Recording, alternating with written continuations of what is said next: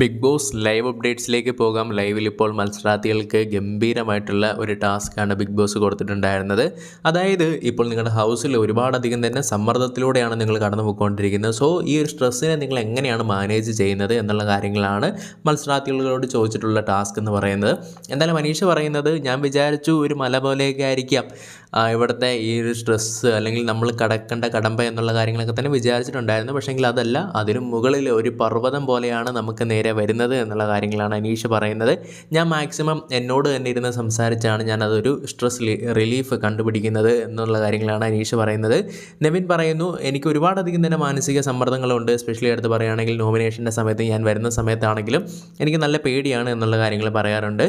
പിന്നീട് ഞാൻ റിലീഫ് ഉണ്ടാക്കുന്നത് കുക്കിംഗ് ഒക്കെ ചെയ്യുമ്പോഴാണ് എന്നുള്ള കാര്യങ്ങൾ ഇവിടെ പറയുന്നു. പിന്നീട് ഷാനവാസ് നോക്കുവാണെങ്കിൽ കളമറിഞ്ഞ് കളിക്കുക എന്നുള്ള രീതിയിലാണ് പറയുന്നത്. ഇപ്പോഴാണെങ്കിൽ ഞാൻ എല്ലാവരുമായിട്ട് ഹാപ്പി ആയിട്ടിരിക്കാനാണ്, ഇപ്പോൾ സ്പെഷ്യലി ആണെങ്കിലും നെവിനായിട്ടും അക്ബറായിട്ടും എല്ലാം തന്നെ ഹാപ്പി ആയിട്ടിരിക്കാൻ വേണ്ടി ഞാൻ ശ്രമിക്കുന്നു എന്നുള്ള കാര്യങ്ങൾ പറയുന്നു. പിന്നെ കളിക്കേണ്ട സമയമൊക്കെ കഴിഞ്ഞു, ഇനിയിപ്പോൾ പ്രേക്ഷകരുടെ വിധിക്ക് വേണ്ടി നമ്മൾ കാത്തിരിക്കുക എന്നത് മാത്രമാണ് നമുക്കിപ്പോൾ ചെയ്യാൻ പറ്റുന്നത് കാര്യമെന്ന് പറയുന്നു. അതേപോലെ തന്നെ നോക്കുവാണെങ്കിൽ അക്ബർ പറയുന്നു, എനിക്കും പ്രശ്നങ്ങളൊക്കെ ഉണ്ടാകുന്ന സമയത്ത് വലിയ പാടാണ്. പിന്നെ ഒരു ടാസ്ക് വരാൻ വേണ്ടി ഞാൻ പ്രാർത്ഥിക്കും. അപ്പോൾ ആ ഒരു സമയത്താകുമ്പോഴത്തേക്ക് ടാസ്കിനിടയ്ക്ക് കയറി നമുക്ക് അവരോട് മിണ്ടാൻ പറ്റുമല്ലോ. അപ്പം അങ്ങനെയൊക്കെയാണ് എനിക്ക് തോന്നാറുള്ളത് എന്നുള്ള രീതിയിൽ പറയുന്നു. ഒരുപാടധികം തന്നെ കാര്യങ്ങൾ എനിക്ക് ഉണ്ടായിട്ടുണ്ട്. ബാത്റൂമിൽ പോയി കരയുകയും അങ്ങനെ ഒത്തിരി പ്രശ്നങ്ങൾ ഉണ്ടായിട്ടുണ്ട് എന്നുള്ള കാര്യങ്ങൾ പറയുന്നു. അതിൽ പറയുന്നു, എനിക്കൊപ്പം നൂറ ഉള്ളതുകൊണ്ട് എനിക്കതൊരു പ്രിവിലേജ് ആണ് എന്നുള്ള കാര്യങ്ങൾ പറയുന്നുണ്ട്. ശരി തന്നെയാണ് കേട്ടോ. ഇവർ സത്യം പറഞ്ഞാൽ അതിൻ്റെ ഒരു എക്സ്ട്രീം ഒരു വേദന അവർ അനുഭവിച്ചിട്ടില്ല എന്നുള്ളത് തന്നെയാണ്. കാരണം അവർ രണ്ടുപേരും ഉള്ളതുകൊണ്ട് തന്നെ. പിന്നെ ഒരുപാടധികം തന്നെ ആൾക്കാരെ എനിക്ക് മനസ്സിലാക്കാൻ പറ്റി. അനുമോളെയൊക്കെ കാര്യം, അനുമോളുടെ പേരെടുത്ത് പറയുന്നുണ്ട്. ഒരുപാടധികം തന്നെ ആൾക്കാർ എന്നോട് പറഞ്ഞിട്ടുണ്ടായിരുന്നു, അനുമോൾ എന്ന് പറയുന്നത് ഫ്രണ്ട്ഷിപ്പിനെയൊക്കെ എന്ന് പറയുമ്പോഴത്തേക്ക് അത് യൂസ് ആൻഡ് ത്രോ ആണ്. അതെനിക്കിപ്പം മനസ്സിലാക്കാനായിട്ട് സാധിച്ചു എന്നുള്ള കാര്യങ്ങൾ പറയുന്നു. സാബുമാൻ പറയുന്നു, എനിക്ക് അങ്ങനെ വലിയ നെഗറ്റീവ് ഒന്നും ഇവിടെ ഉണ്ടാക്കാനായിട്ട് സാധിച്ചിട്ടുണ്ടായിരുന്നില്ല, എന്നാലും ചൊറിയൊക്കെ ഉണ്ടായിട്ടുണ്ട് എന്നുള്ള രീതിയിൽ പറയുന്നു.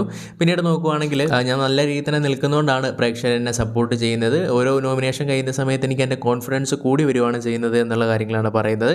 നൂറ പറയുന്നു, എനിക്ക് എൻ്റെ മൈൻഡിനെ കൺട്രോൾ ചെയ്യാനായിട്ട് സാധിക്കുന്നുണ്ട്. എനിക്കൊപ്പം നിന്ന ആൾക്കാർ എന്നെ വേണ്ട എന്ന് പറയുകയാണെങ്കിൽ എനിക്കും പെട്ടെന്ന് തന്നെ അത് മാറാൻ പറ്റും എന്നുള്ള കാര്യങ്ങളാണ് നൂറ പറയുന്നത്. പിന്നീട് അനുമോൾ പറയുന്നുണ്ട്, ഏത് സാഹചര്യത്തിലും അഡ്ജസ്റ്റ് ചെയ്ത് പോകാനായിട്ട് ഞാനും പഠിച്ചു എന്നുള്ള കാര്യങ്ങൾ പറയുന്നു. കാരണം ഒരുപാടധികം തന്നെ സ്ട്രഗിൾ ചെയ്ത് വന്നിട്ടുള്ള വ്യക്തിയാണ് ഞാൻ. അതുകൊണ്ട് തന്നെ എനിക്കിതൊന്നും കുഴപ്പമൊന്നുമില്ല. ചില സമയത്തൊക്കെ ഇറങ്ങി പോകാൻ തോന്നും എന്നുള്ള കാര്യങ്ങൾ പറയുന്നു. അപ്പം അതിലാണെങ്കിൽ അവിടെ ഇരുന്ന് പെറുപെറുക്കുന്നുണ്ട്. അങ്ങനെയാണെങ്കിൽ ഒളിച്ചോടി പോകണം എന്നുള്ള രീതിയിൽ പറയുന്നു. എന്തായാലും എത്ര പ്രശ്നം വന്നാലും ഇവിടെ തളരാതെ പിടിച്ചു നിൽക്കുമെന്നുള്ള കാര്യങ്ങളാണ് അതിന് പറയുന്നത്. സോ ഇതാണ് മത്സരാർത്ഥികൾക്ക് കൊടുത്തിട്ടുള്ള മോർണിംഗ് ടാസ്ക് എന്ന് പറയുന്നത്.